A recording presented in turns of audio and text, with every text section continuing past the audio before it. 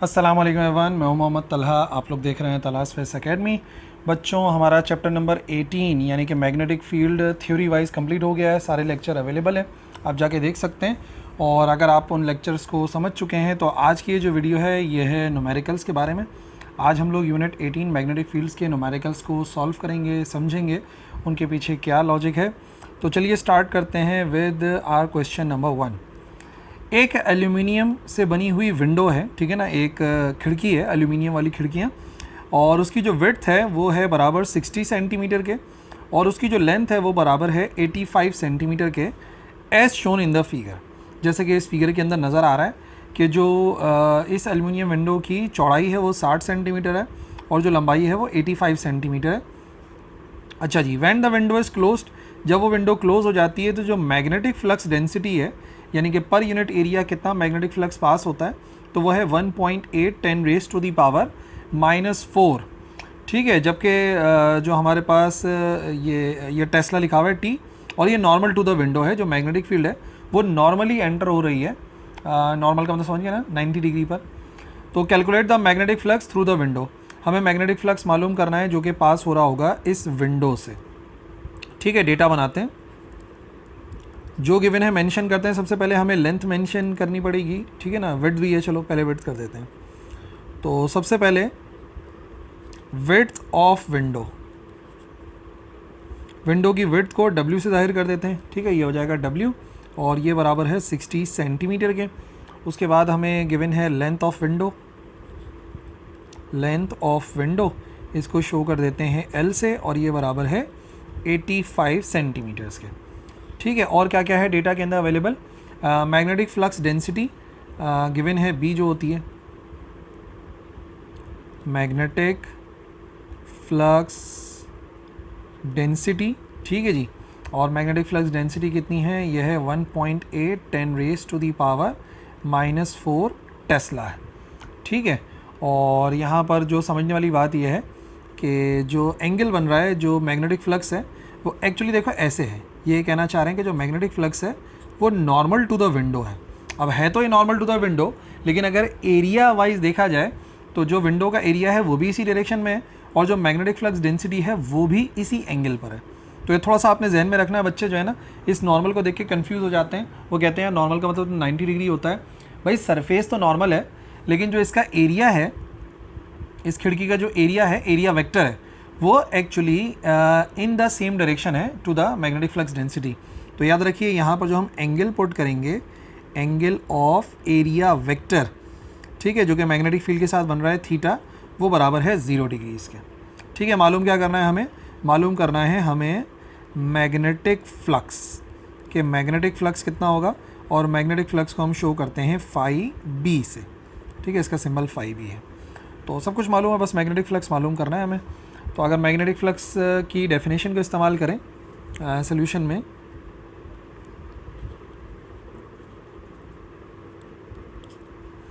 According to the definition of magnetic flux,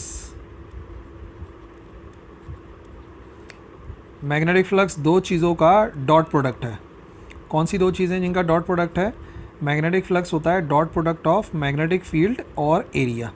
ठीक है जी, अब डॉट को रिमूव करते हैं तो क्या आता है, डॉट को रिमूव करते हैं तो आता है कॉस थीटा, यहाँ पर आ जाएगा कॉस थीटा, और ये आ गया magnetic flux.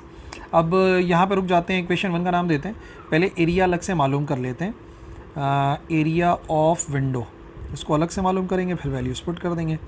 Area of window ए है और वो बराबर होता है लेंथ इनटू विड्थ के। अब ज़रा डेटा पर वापस आओ तो आप देखोगे डेटा के अंदर कन्वर्जन ज़रूरी है, यहाँ पे हमें कन्वर्ट करना पड़ेगा। इसको अगर मैं कराता हूँ डिवाइड बाय 100, और इसको भी कराना पड़ेगा डिवाइड बाय 100 ताकि आंसर मीटर में आए। तो ये हो जाएगा बराबर 0.6 मीटर के, और ये हो जाएगा बराबर 0.85 मीटर के। ठीक है, तो मीटर में कन्वर्ट कर लेना लाजमी तौर पर। अब आ जाओ, अब यहाँ पे समझते हैं। एरिया निकालना था तो लेंथ कितनी है, लेंथ है 0.85, विड्थ कितनी है, विड्थ है हमारे पास 0.6 के बराबर। तो 0.85 मल्टीप्लाई बाय 0.6, ये आएगा 0.51। ठीक है, ये आ गया 0.51, और दोनों को मीटर में कर लिया था तो आंसर आएगा मीटर स्क्वायर में। नाउ सारी वैल्यूज़ पुट कर देते हैं इन इक्वेशन 1, तो हमारे पास आंसर आ जाएगा। Putting in equation 1, magnetic flux मालूम करना है। सबसे पहले मैग्नेटिक फ्लक्स डेंसिटी चाहिए जो थी 1.8 10⁻⁻⁻4 टेस्ला। एरिया है, उसके बाद एरिया है 0.51, ठीक है। और उसके बाद मल्टीप्लाई कराएंगे इसको cos 0 से। cos 0 बराबर होता है 1 के, तो इसका मतलब सिर्फ क्या करना है 1.8 एक्सपोनेंट -4 मल्टीप्लाई कराना है 0.51 से, ठीक है। तो ये आंसर आएगा हमारे पास मैग्नेटिक फ्लक्स का 9.18 10⁻⁻5। और जाहिर सी बात है मैग्नेटिक फ्लक्स का जो यूनिट हमने स्टडी करा था वो होता है वेबर। तो ये हो जाएगा कंप्लीट आंसर। इसका मतलब जो मैग्नेटिक फ्लक्स होगा इस विंडो के थ्रू वो बराबर होगा 9.18 10⁻⁻5 वेबर्स के बराबर, ठीक है जी। Question number 2, the poles of horse shoe magnet, ठीक है। हॉर्स शू मैग्नेट है या यू शेप मैग्नेट है, उनकी जो मेजरमेंट है पोल्स की वह है 8 सेंटीमीटर बाय 3.2 सेंटीमीटर, ठीक है ना। फिर लेंथ और विड्थ को अलग करके दिया गया है। जो मैग्नेटिक फ्लक्स डेंसिटी है बिटवीन द पोल्स वो 80 मिली टेस्ला है, ठीक है। मिली टेस्ला लिखा हुआ है, तो ठीक है। Outside of the magnetic flux is 0। Magnetic flux density outside the magnet 0 के बराबर है। तो कैलकुलेट करना है magnetic flux density between the poles of the magnet. अच्छा, एक यहाँ पर ना एरर है, इस सवाल के अंदर एक मिस्टेक है। यहाँ पर हमें magnetic flux magnetic flux density मालूम नहीं करनी है, बल्कि हमें मालूम करना है मैग्नेटिक फ्लक्स, क्योंकि देखो मैग्नेटिक फ्लक्स डेंसिटी तो ऊपर मेंशन ही है। और दूसरी बात, आंसर भी आप देखोगे तो वेबर्स के अंदर आ रहा है, और वेबर्स जो है यूनिट है वो है मैग्नेटिक फ्लक्स का। तो ये एक मिस्टेक थी इस क्वेश्चन में। तो इस तरीके का एक यू शेप मैग्नेट है, तो आपको पता है मैग्नेटिक लाइंस ऑफ फोर्सेस यहाँ से यहाँ काम करती हैं। और जो चीज़ मेंशन थी वो असल में एरिया था, कि जिस हॉर्सशू मैग्नेट की बात कर रहे हैं उसका यहाँ पर ये जो एरिया नज़र आ रहा है लेंथ इनटू विड्थ, वो कितनी है, लेंथ इनटू विड्थ वो एक्चुअली इतनी है 8 सेंटीमीटर बाय 3.2 सेंटीमीटर। तो एरिया हमें निकालना पड़ेगा ना दोबारा से, और एरिया इस मरतबा ऐसे मेंशन है, लेंथ और विड्थ अलग से मेंशन नहीं है। तो हम एक काम करेंगे, एरिया हम डेटा में ही फाइंड कर लेंगे, ठीक है। ये हम ध्यान रखेंगे कि एरिया डेटा में ही आ जाए। ओके, बनाते हैं डेटा, लिख लेते हैं क्या है। सबसे पहले हमें एरिया गिवन है, एरिया ऑफ मैग्नेट, ठीक है। मैग्नेट का एरिया ए कर देते हैं और वो होगा 8 सेंटीमीटर बाय 3.2 सेंटीमीटर। अच्छा जी, इसको सेंटीमीटर से मीटर में ले जाना पड़ेगा। लेकिन पता है क्या, एक और मिस्टेक जो बच्चे करते हैं कॉमनली, इन दोनों को पहले मल्टीप्लाई कराते हैं और बाद में डिवाइड करा देते हैं 100 से। भाई बाद में आप 100 से डिवाइड नहीं करा सकते, क्योंकि एरिया है, 2 मरतबा 100 से डिवाइड करना पड़ेगा।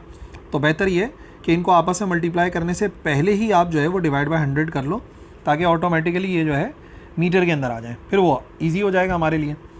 तो ठीक है, ये हो जाएगा हमारे पास 0.08 मल्टीप्लाई कराएंगे इसको 0.032 के साथ, तो ये आंसर बहुत छोटा सा आएगा, और ये हो जाएगा 2.56 10⁻⁻³ मीटर स्क्वायर, ठीक है ना। तो हाथ के हाथ पूरा एरिया ही निकाल लिया, क्योंकि लेंथ और विड्थ अलग से मेंशन तो थी नहीं। अच्छा, मैग्नेटिक फ्लक्स डेंसिटी मेंशन है, मैग्नेटिक फ्लक्स डेंसिटी जिसे मैग्नेटिक फील्ड से ही शो करते हैं बी से, वो कितनी है, वो है 80 मिली टेस्ला। मिली का मतलब होता है 10⁻³ टेस्ला आ गया, मिली की जगह पे -3 आ गया। तो मालूम क्या करना है, मालूम करना है हमें मैग्नेटिक फ्लक्स, और जाहिर सी बात है नॉर्मल टू द सरफेस है ये, तो हमें जो मालूम करना है वो है मैग्नेटिक फ्लक्स। मैग्नेटिक फ्लक्स को हम किससे शो करते हैं, मैग्नेटिक फ्लक्स को हम शो करते हैं फाई बी से। अच्छा जी, नॉर्मल टू द सरफेस ही मालूम करना है, मैक्सिमम कितना होगा आप देख सकते हैं यहाँ पे। जो मैग्नेटिक फील्ड है वो इसके एरिया के नॉर्मल है। एरिया, ये जो मैग्नेट आपको नज़र आ रहा है वाई एक्सिस में, और जो मैग्नेटिक फील्ड है वो एक्स एक्सिस में। तो कंफर्म है कि दोनों जो है वो, अगर एरिया वाइज देखा जाए तो 0 डिग्री बनेगा, मैक्सिमम बनेगा। अदरवाइज जो है वो एक्चुअली देखने पे 90 डिग्री नज़र आ रहा है, वही जो मैंने आपको लॉजिक पिछले वाले सवाल में समझाई थी। तो according to the definition of magnetic flux, अगर मैग्नेटिक फ्लक्स की डेफिनेशन का इस्तेमाल करें तो मैग्नेटिक फ्लक्स बराबर होता है B.A के, या फिर हम इसको कह सकते हैं cos थीटा। तो BA और ये आ जाएगा cos theta. This is magnetic flux. तो वैल्यूज पुट करनी है। मैग्नेटिक फ्लक्स बराबर आएगा, तो मैग्नेटिक फील्ड कितनी है 80 मिली टेस्ला यानी कि -3 टेस्ला इंटू एरिया हमने निकाला है 2.56 10⁻³ और यहाँ पर आएगा वही वैल्यू cos 0। मैक्सिमम फ्लक्स है, तो देखा जाए तो एरिया जो है सरफेस तो 90 डिग्री पर है पर एरिया 0 पर होता है। मल्टीप्लाई करते हैं 80 एक्सपोनेंट -3 और मल्टीप्लाई कराना है इसको 2.56 10⁻³ ठीक है। ये आंसर आ जाएगा हमारे पास 2.048 10⁻⁻⁴ वेबर्स। मैग्नेटिक फ्लक्स है, तो मैग्नेटिक फ्लक्स का यूनिट हमें ऑलरेडी पता है, वो बराबर होता है वेबर के। ठीक है, तो ये दो इसका मतलब न्यूमेरिकल जो है वो मैग्नेटिक फ्लक्स से रिलेटेड थे। क्वेश्चन नंबर 3 पर आते हैं। एक वायर है 1.80 मीटर लॉन्ग और वो करंट कैरी कर रहा है 13 एम्पेयर और एंगल जो है बन रहा है 35 degrees with a uniform magnetic field. Uniform magnetic field के साथ जो कि इतनी है 1.50 टेस्ला, उसके साथ जो उस कंडक्टर का एरिया एंगल बन रहा है वो है 35 degrees. So calculate the magnetic force on the wire. अब ये बात हम जानते हैं, जब भी कोई करंट कैरिंग कंडक्टर मौजूद होता है in the presence of magnetic field तो उस पर एक फोर्स अप्लाई होती है। तो यहाँ पे मैग्नेटिक फील्ड की वैल्यू हमें गिवन है कितनी है 1.50। मान लेते हैं कि इसमें से जो करंट पास हो रहा है, ठीक है, इस डायरेक्शन के अंदर जो इसमें से करंट पास हो रहा है वो बराबर है 13 एम्पेयर के और मैग्नेटिक फील्ड और कंडक्टर के दरमियान का जो एरिया है वो 35 डिग्रीज़ है। तो मालूम करना है कि इसके ऊपर कितनी फोर्स अप्लाई हो रही होगी। ऑब्वियसली इन z एक्सिस होगा अगर हम इसको लेफ्ट हैंड रूल से सॉल्व करेंगे तो। ठीक है जी, क्या क्या वैल्यूज़ हैं। सबसे पहले लेंथ ऑफ कंडक्टर,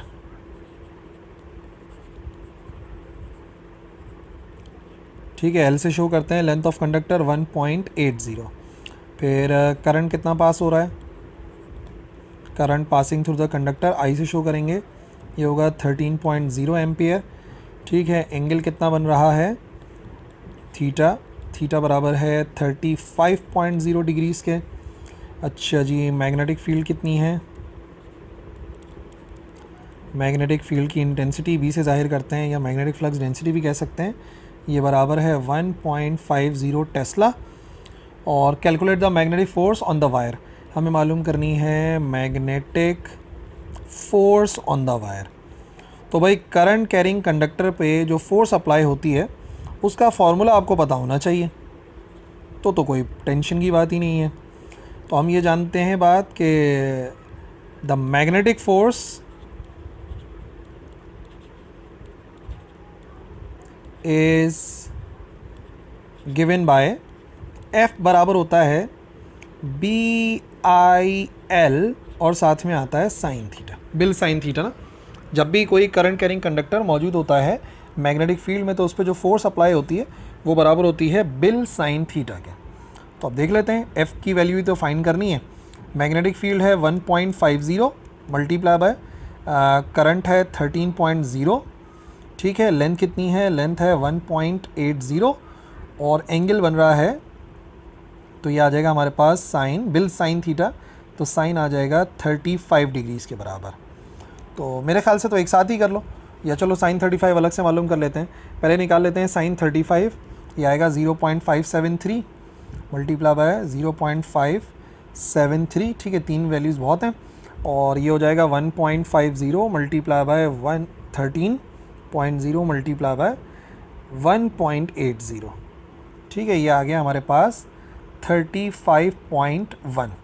तो अब आखिरी काम क्या करना है, फोर्स को मालूम करने के लिए 35.1 को मल्टीप्लाई कराएंगे 0.573 से, ये आंसर आ जाएगा हमारे पास 20.1 न्यूटन के बराबर। इसका मतलब यहाँ पे जो फोर्स अप्लाई हो रही होगी वो बराबर होगी 20.1 के। ठीक है, अब ये यहाँ पे 19.4 समथिंग है तो वह अप्रॉक्सीमेटली 20 के ही बराबर है और हमारी कैलकुलेशन के मुताबिक तो इतना ही आ रहा है 20.1। नेक्स्ट क्वेश्चन यानी कि हमारा क्वेश्चन नंबर 4, ये सोलेनॉइड से रिलेटेड है। अच्छा जी, एक सोलेनॉइड है और उस सोलेनॉइड की लेंथ मेंशन है यहाँ पे कि सोलेनॉइड की लेंथ कितनी है। तो ये जो सोलेनॉइड है टोटल इसकी लेंथ बता रहे हैं, जिसको हम जाहिर कर देंगे कि भाई इसकी लेंथ जो है वो L के बराबर है, और जो इसका डायमीटर है, पूरा डिस्टेंस डायमीटर वो D के बराबर है 3.55 सेंटीमीटर। और इसमें जो करंट फ्लो कर रहा है, लेट से यहाँ से करंट फ्लो कर रहा है, फिर यहाँ से फ्लो करता हुआ बाहर आएगा, वो है 5.57 एम्पेयर। अच्छा, कंसिस्ट कर रहा है 5 क्लोज्ड पैक लेयर्स, 5 लेयर्स हैं उसमें, और हर एक लेयर के अंदर जो है वो 850 टर्न्स है लेंथ के अलोंग। सो मैग्नेटिक फील्ड मालूम करनी है एट दी सेंटर, के सेंटर पर मैग्नेटिक फील्ड कितनी होगी। तो सोलेनॉइड का टॉपिक पता होना चाहिए भाई, क्योंकि सोलेनॉइड के टॉपिक के अंदर एक दो लॉजिकल बातें हैं जो यहाँ पर हम अप्लाई करेंगे। तो खैर डेटा बनाते हैं। सबसे पहले लेंथ ऑफ सोलेनॉइड 1.23 मीटर, इसके अलावा डायमीटर मेंशन है, पर डायमीटर को कन्वर्ट करना पड़ेगा सेंटीमीटर में, है ना। डायमीटर है 3.55 सेंटीमीटर, मीटर में करने के लिए डिवाइड बाय 100 कराएंगे, ये आएगा बराबर 0.0355 मीटर के बराबर। ठीक है जी, लेंथ हो गया, डायमीटर हो गया, फिर क्या नज़र आ रहा है, फिर आपको नज़र आ रहा है कि करंट कितना फ़्लो कर रहा है इस सोलेनॉइड से। तो इस सोलेनॉइड से पास होने वाला करंट बराबर है 5.57 एम्पियर। अच्छा जी, और नंबर ऑफ़ टर्न्स कितने हैं, टोटल नंबर ऑफ़ टर्न्स। ठीक है, तो इसको बोल देते हैं सिर्फ नंबर ऑफ़ टर्न्स, क्योंकि सोलेनॉइड में थोड़ी सी अलग लॉजिक है, उसमें हमें नंबर ऑफ़ टर्न्स नहीं, number of turns per unit length चाहिए होते हैं। तो ये टोटल नंबर ऑफ़ टर्न्स हैं 850 टर्न्स। मालूम करनी है हमें मैग्नेटिक फील्ड कितनी है, और मैग्नेटिक फील्ड को हम लोग शो करते हैं B से। ठीक है, अब ज़रा समझने वाली बात यह है कि मैग्नेटिक फील्ड जो है ड्यू टू सोलेनॉइड, उसका फॉर्मूला क्या है। ठीक है, magnetic field due to solenoid,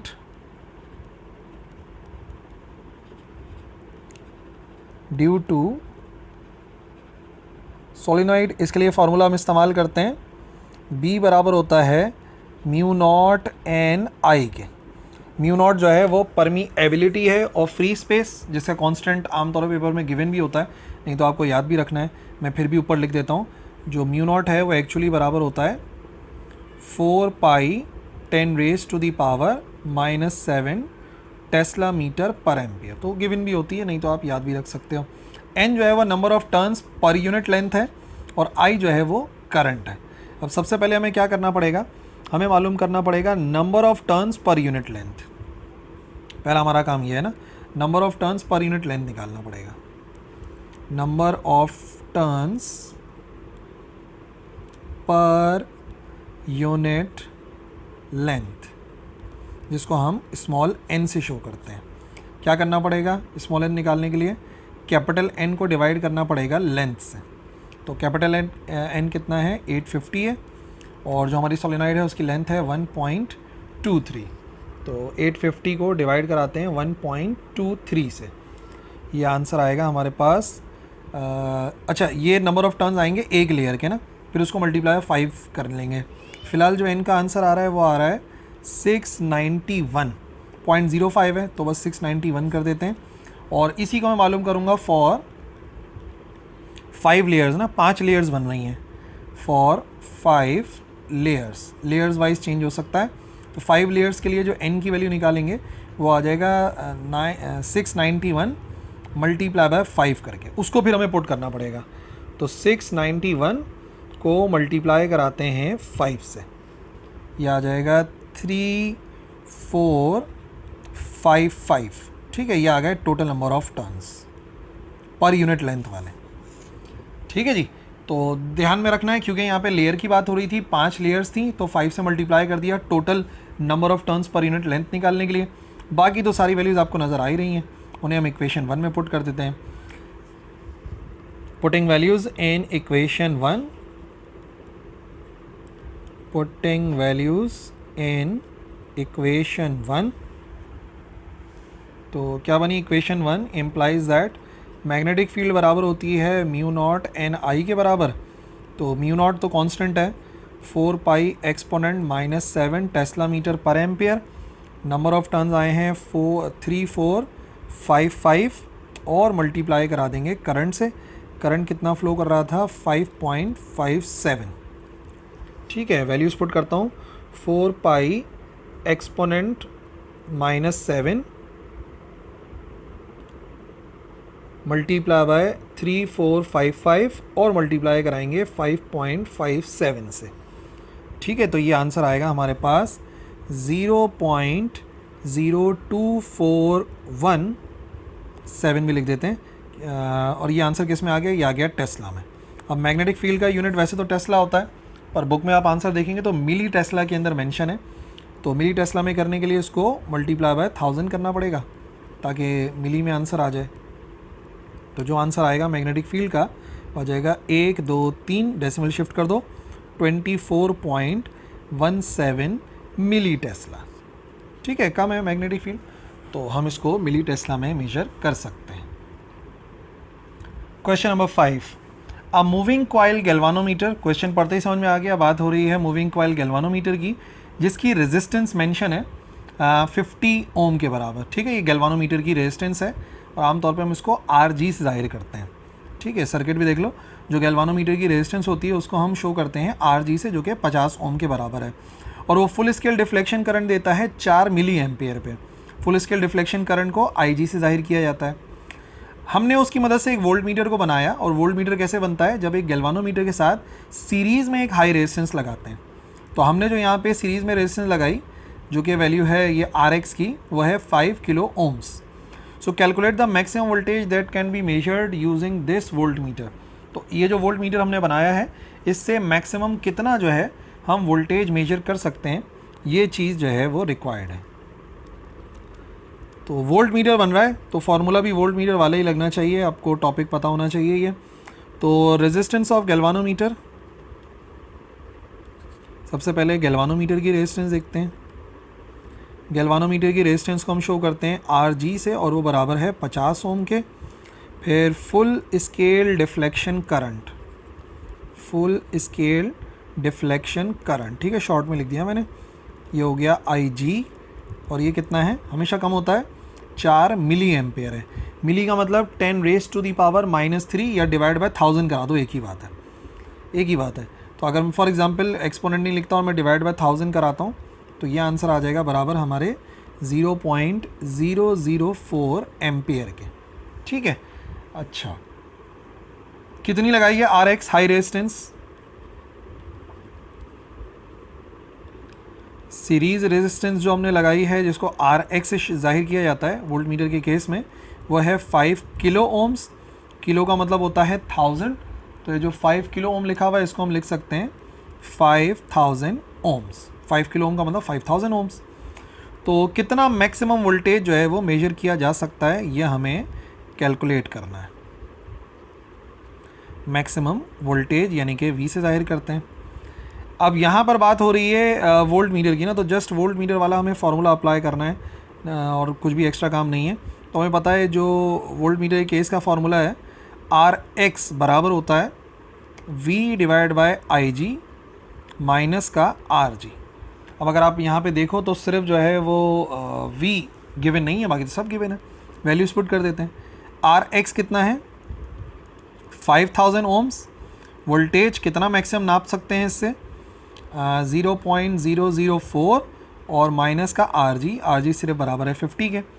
तो सबसे पहले एक काम करते हैं, ये जो माइनस का 50 है इसको इस तरफ लेकर आ जाते हैं ताकि प्लस का 50 हो जाए।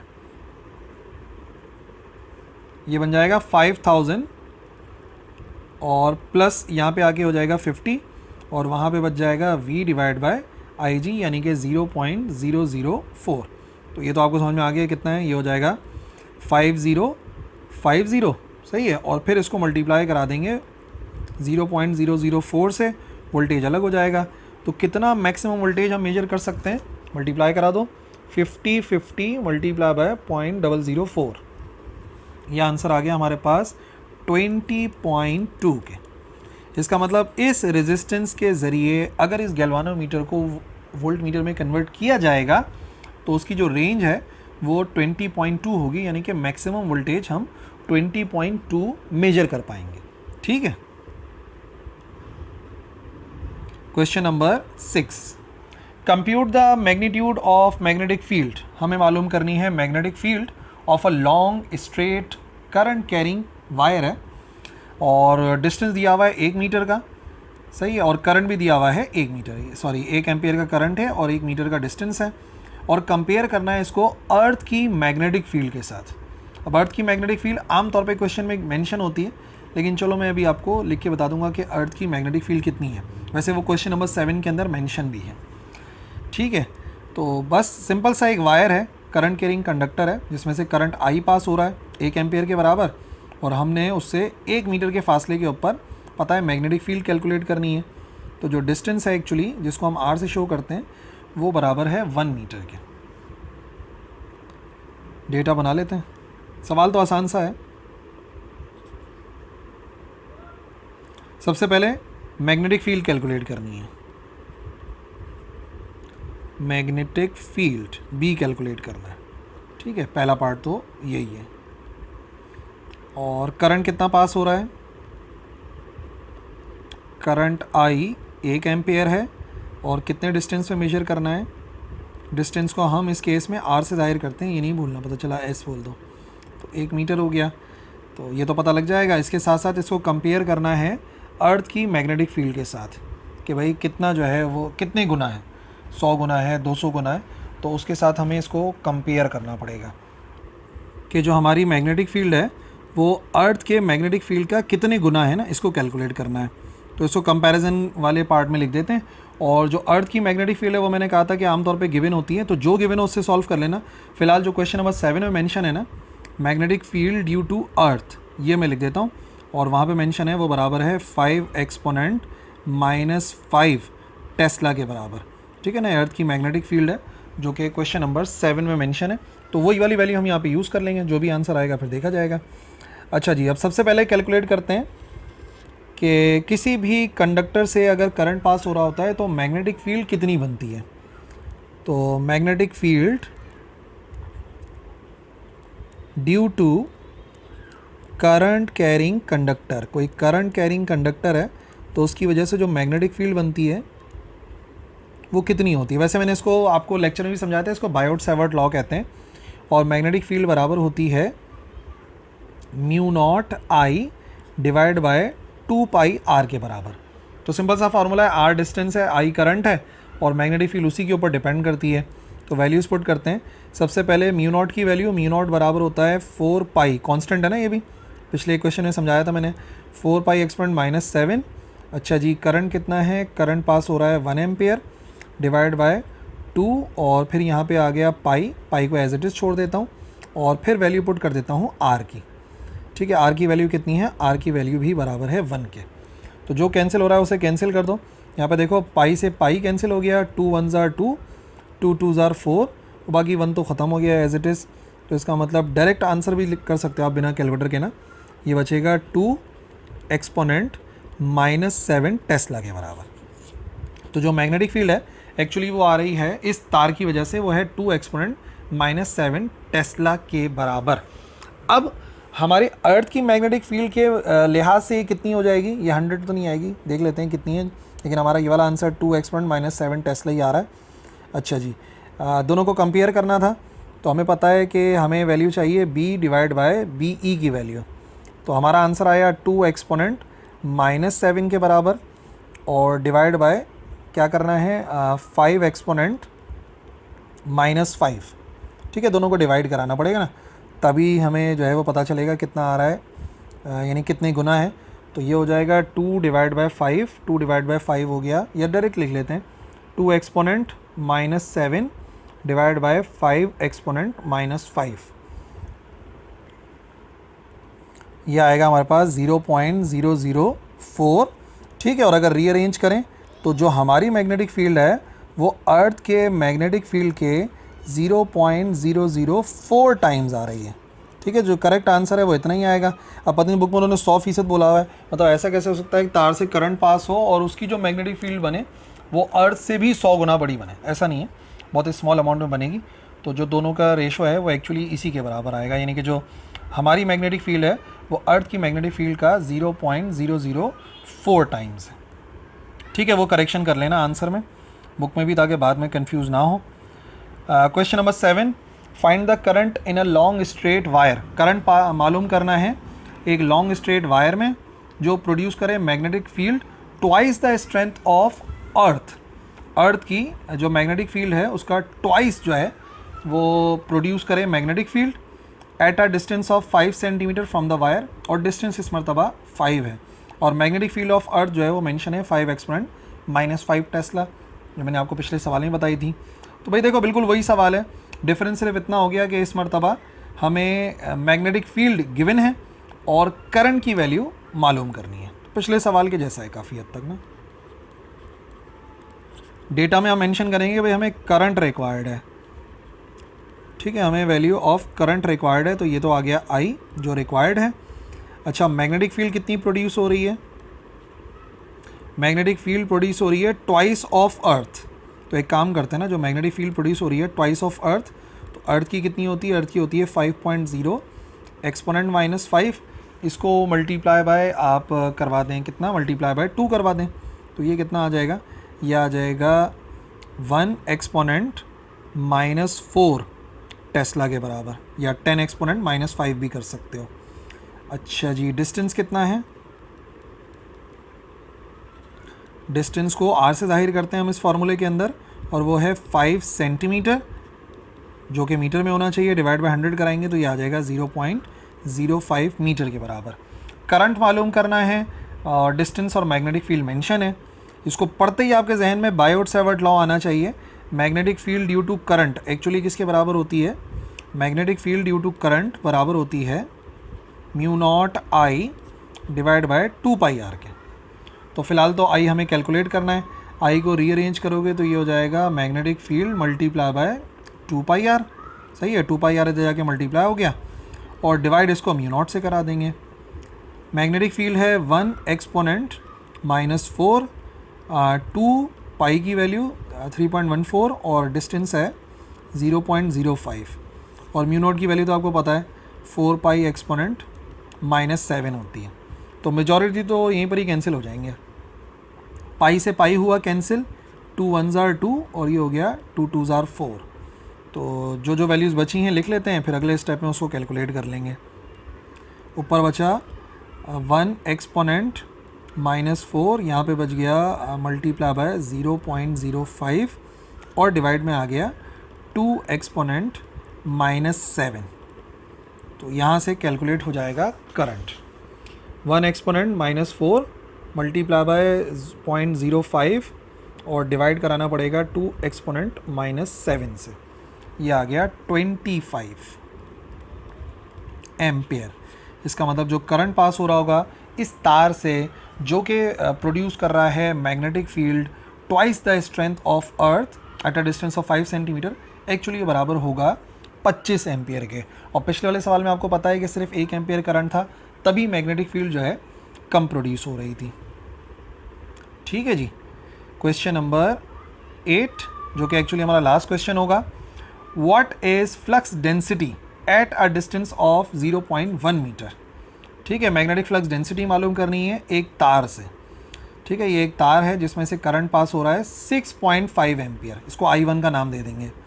ठीक है, तो मालूम करना है कितनी होगी फ्लक्स डेंसिटी, कितने फासले पर। एक फासला है लेट से 0.1 मीटर के बराबर, तो जो R है वो एक्चुअली बराबर है 0.1 मीटर डिस्टेंस के। पिछला वाला सवाल हो गया। अब अगला नया काम क्या है, कैलकुलेट द फोर्स पर on similar parallel conductor. Similar parallel conductor है, उसके ऊपर कितनी फोर्स जो है वो अप्लाई होगी पहले तार की वजह से। सही है, पहले तार की वजह से कितनी जो है वो फोर्स अप्लाई होगी, और उसका डिस्टेंस भी उतना ही है ना, 0.1 मीटर का, from the first and carrying a current of 3 ampere. अच्छा, अब यहाँ पर ना एक मिस्टेक अगेन इस क्वेश्चन के अंदर है, ये जो लिखा है ना फोर्स पर, तो ये यहाँ पे मैं मिसिंग है, ये होगा फोर्स पर यूनिट लेंथ। यहाँ पर आना चाहिए फोर्स पर यूनिट लेंथ, के यूनिट लेंथ के ऊपर कितनी फोर्स अप्लाई होगी, तब जाके हम जो है वो कैलकुलेट कर पाएंगे अपने क्वेश्चन आंसर को ना।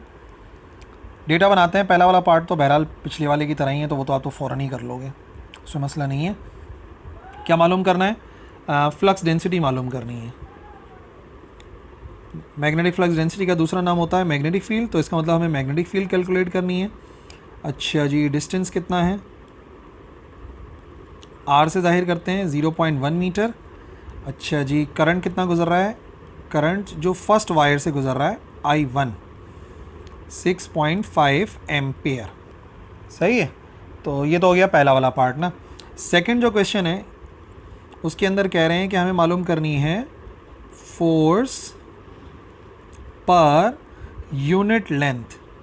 यूनिट लेंथ के ऊपर कितनी फोर्स अप्लाई होगी, तो F डिवाइड बाय L हमें मालूम करना है, और जो डिस्टेंस है वो तो सिमिलर है, लेकिन अब जो करंट पास हो रहा है सेकेंड वायर से वो एक्चुअली बराबर हो रहा है I2 और वो है 3 एम्पेयर के बराबर। तो इसका मतलब ये हो गया कि पहले आप एक क्वेश्चन को सॉल्व कर लो, फिर दूसरा वाला ऑटोमेटिकली हो जाएगा, क्योंकि उसमें फिर आपको बात समझ में आ जाएगी। जब भी किसी कंडक्टर से करंट पास होता है तो मैग्नेटिक फील्ड प्रोड्यूस होती है, और उसका एक ही फार्मूला है μ0I डिवाइड बाय 2πr। अच्छा जी, मैग्नेटिक फील्ड निकाल लेते हैं कि इस पॉइंट पर कितनी मैग्नेटिक फील्ड है। तो ये आ जाएगी μ0 4π 10⁻⁻⁷। करंट गुजर रहा है 6.5 2π, और r की वैल्यू, r कितना है, r है मल्टीप्लाई बाय 6.5। अभी सेकंड पार्ट तो मैंने बताया भी नहीं है ना, सॉरी r है 0.1, उसको करेक्ट कर लो, r है 0.1 के बराबर। अगेन जो चीज़ कैंसिल हो रही है कैंसिल करो, पाई से पाई कैंसिल हो गया, 2 1s are 2, 2 2s are 4, तो क्या हो गया 2 एक्सपोनेंट -7, ठीक है, और मल्टीप्लाई बाय 6.5, और फिर डिवाइड कराना है इसको 0.1 से। तो ये जो आंसर आएगा हमारे पास मैग्नेटिक फील्ड का, ये हो जाएगा बराबर 13 exponent -6। Weber per metre square कह सकते हैं या टेस्ला कह सकते हैं, क्योंकि बुक में वेबर पर मीटर स्क्वायर लिखा हुआ है। वेबर पर मीटर स्क्वायर या टेस्ला एक ही बात होती है, मैंने आपको लेक्चर में भी समझाया था, थ्योरी लेक्चर में। अब ये पहला पार्ट तो सॉल्व हो गया। अब इम्पॉर्टेंट बात क्या समझनी है आपने, अब इसी कंडक्टर के बराबर में एक दूसरा कंडक्टर है, देखो और से, ये आगे एक दूसरा कंडक्टर जिसमें से करंट I2 पास हो रहा है। अब इसकी मैग्नेटिक फील्ड की वजह से इस पर फोर्स कितनी अप्लाई होगी, दूसरे तार पर फोर्स कितनी अप्लाई होगी इसकी ये वाली मैग्नेटिक फील्ड की वजह से। तो फोर्स का तो एक डिफरेंट फार्मूला है, फोर्स ऑन अ कंडक्टर का क्या फार्मूला है, ये बी पार्ट है, force on a conductor in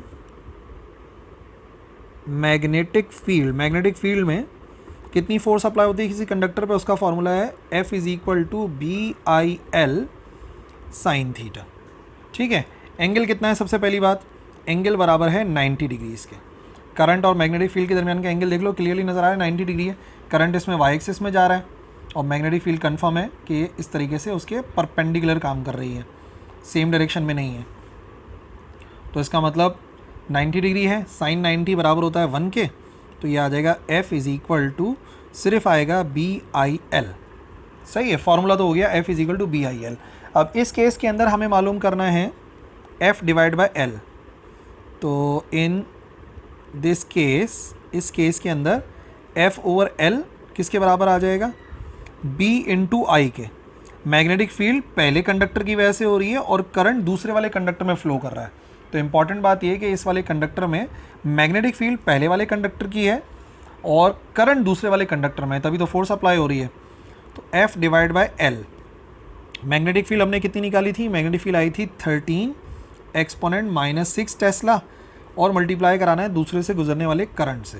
दूसरे कंडक्टर से करंट गुजर रहा था 3 एम्पियर, तो 13 एक्सपोनेंट -3 और मल्टीप्लाई बाय 3 हो जाएगा 39।